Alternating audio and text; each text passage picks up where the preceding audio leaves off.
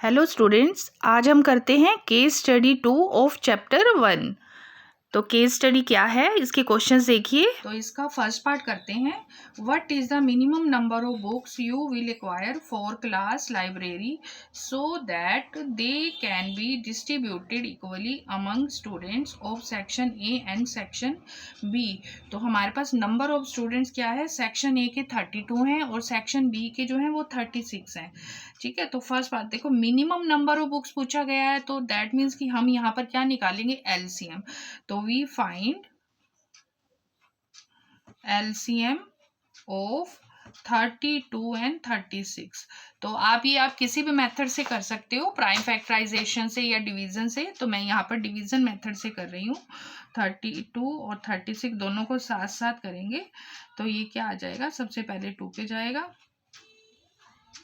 16 18, फिर 2 पे, 2 8 दा 16, 2 9 दा, फिर ये 2 पे 4 9, अगेन 2 पे कर देंगे 9, फिर 2 पे 9 3 3 दा 3 1। यहाँ पर आप 4 भी कर सकते हो डायरेक्ट।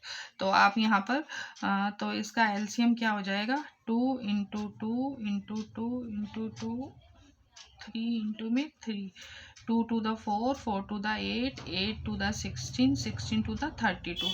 ठीक है, और 32 3 3 the 9, 288। तो मिनिमम बुक्स क्या आ गई, आंसर हमारा फर्स्ट पार्ट का आंसर आ गया 288। ठीक है, तो ये हमारा आंसर आ गया। अब देखो सेकंड पार्ट जो है इसका, इस सम का सेकंड पार्ट जो है वो हमें क्या करना है। तो सेकंड पार्ट जो है वो है, if the product of two positive integers is equal to product of their HCF and LCM is true.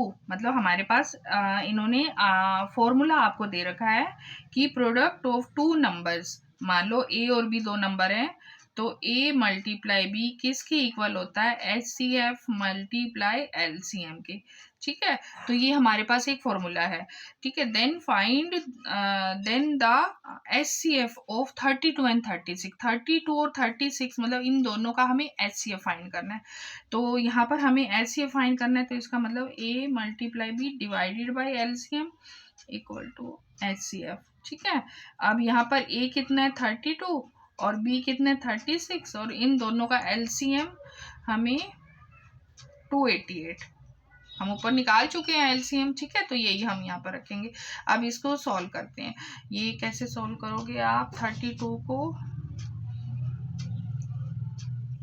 2 पे कर दो, 2 1 दा 2 6 दा 2 1 2 4 और 2 4 16 9 दा। ठीक है, अब 9 4 दा, तो एलसीएम कितना आ गया, सॉरी एचसीएफ कितना आ गया 4। सो एचसीएफ इक्वल टू 4। तो ये हमारा सेकंड सम का आंसर आ गया। अब देखो थर्ड जो है, थर्ड पार्ट में क्या करना है, express 36 as a product of its prime. 36 को प्राइम फैक्टर में लिखना है आपको। 36 कि आप फैक्टर बना लो, आप ऐसे भी कर सकते हो, 16 12 12 3 दा, फिर इसके बाद 4 into 3 then 2 into 2 into 3 into 3। ठीक है, तो आप इसको 2 की पावर 2 इंटू 3 की पावर 2, तो आप इसको इस तरह से भी कर सकते हो, या फिर आप डायरेक्ट जो है आप फैक्टर करके भी देख सकते हो। ठीक है, प्राइम फैक्टराइजेशन मेथड से आप वो भी कर सकते हो। ठीक है, लास्ट पार्ट है इसका फोर्थ। देखो फोर्थ पार्ट है कि इफ इसका लास्ट, इसी का नेक्स्ट जो है पार्ट है, if P and Q are positive integer such that, देखो पी आपको दे रखा है A B square and Q दे रखा है ए स्केयर और B, where A and B are the prime numbers, then find the LCM of P and Q. मतलब हमें इन दोनों का एलसीएम फाइंड करना है। देखो एलसीएम जो निकालने का मेथड क्या होता है, जो ग्रेटेस्ट पावर होती है ना, वो हमारा क्या होता है, एलसीएम होता है। तो इसकी ग्रेटेस्ट पावर क्या है, बी स्केयर, और इसमें ग्रेटेस्ट पावर क्या है, ए स्केयर। तो हमारा एलसीएम क्या हो गया, बी स्केयर ए स्केयर, या अदर वर्ड आप इसको इस तरह से भी लिख सकते हो, या फिर आप अपना नॉर्मल जो आपका मेथड है वैसे भी कर सकते हो। जैसे कि P हमने यहाँ ले लिया A into B into B, ठीक है। क्या हुआ, आपने मतलब इसके आप फैक्टर कर दो, A इंटू में B, आप ऐसे, अब इसके कॉमन फैक्टर A आ गया, अब यहाँ से क्या आ गया, B आ गया, बाकी का क्या रह गया, A और B, तो आप ये भी लिख लो। तो A स्क्वायर और B स्क्वायर, मतलब आप ये वाला मेथड भी अप्लाई कर सकते हो और ये वाला मेथड भी अप्लाई कर सकते हो। तो ये केस स्टडी नंबर 2 है। आई होप आपको अच्छे से समझ आ गई होगी, क्योंकि एक क्वेश्चन केस स्टडी का HPSC में भी और CBSE दोनों में आता है 4 मार्क्स का, ठीक है।